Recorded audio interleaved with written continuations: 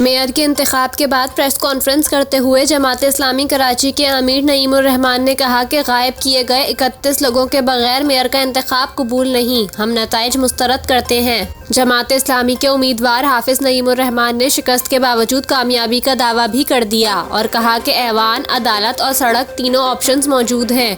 क्या हिकमत अमली अपनाएंगे बाद में बताएंगे। जमात इस्लामी ने कल मुल्क भर में यौम सियाह मनाने का ऐलान भी कर दिया है। ख्याल रहे कि तहरीक इंसाफ ने मेयर कराची के इलेक्शन में जमात इस्लामी की हिमायत का ऐलान किया था। ताहम वोटिंग के लिए PTI के 30 मुनहरिफ अरकान ने वोट कास्ट न करने का फैसला किया और वो पोलिंग स्टेशन नहीं पहुंचे।